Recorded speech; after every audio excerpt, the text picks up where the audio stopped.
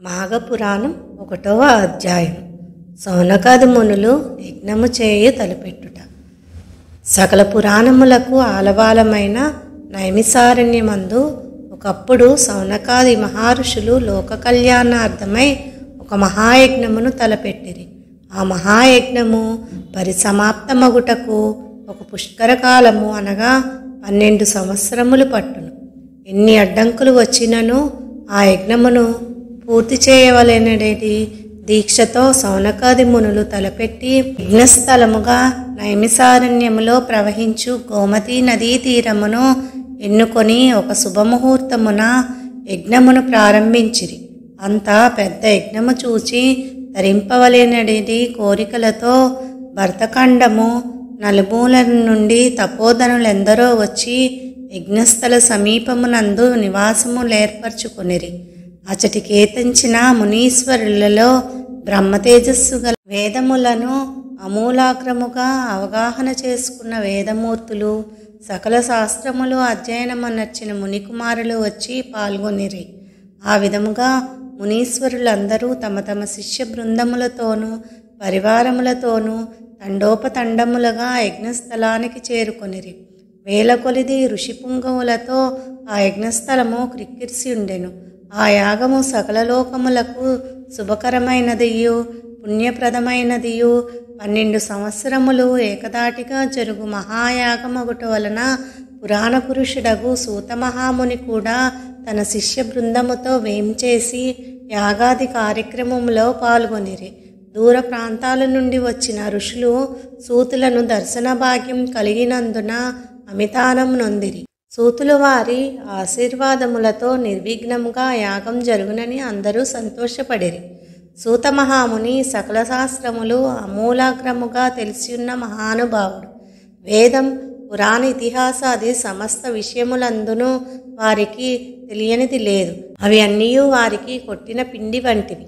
వారి ముఖవర్చస్సు నుండి ప్రకాశించు బ్రహ్మతేజస్సు ఎలవేళలా నవ్వులొలికించు ముఖారవిందము, మేలిమి బంగారము వలె ప్రకాశించుచున్న శరీరము వర్ణింపనలవి కానిది.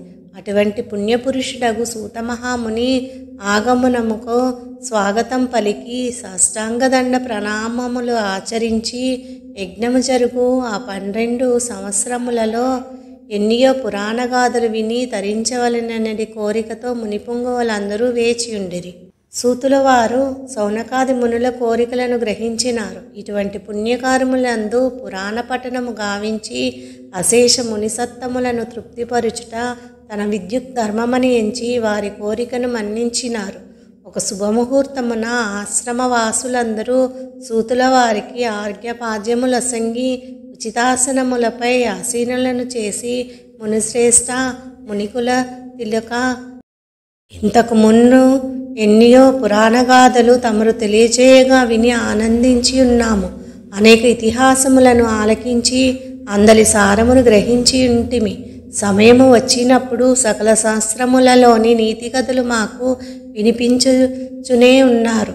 అయినను మీ బోటి సిద్ధిపురుషులో 14 లోకములు సంచారము చేసి ఉన్నందున ఎన్నో విషయములు మీరు అవగాహన చేసుకుని ఉన్నారు. కాన వినదగు విషయములు ఏమైనా ఉన్నయడలా విరామకాలంలో మాకు వినిపించవలయునని సౌనకాది మునులు ప్రార్థించిరి.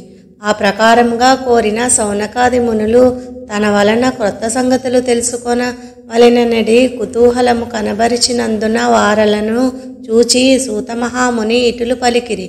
మునిపుంగవులారా, మీ మనోవాంఛను గ్రహించి తిని మీరు వినదగిన కథను నాకు తెలిసియున్నంతవరకు విచారించి మీకు తృప్తి కలిగించెదను. ఇటువంటి మహా సమయమున పుణ్యకథలు చెప్పుట వలన నాకును వినుట వలన మీకును పరమార్థము కలుగునని పలికెను.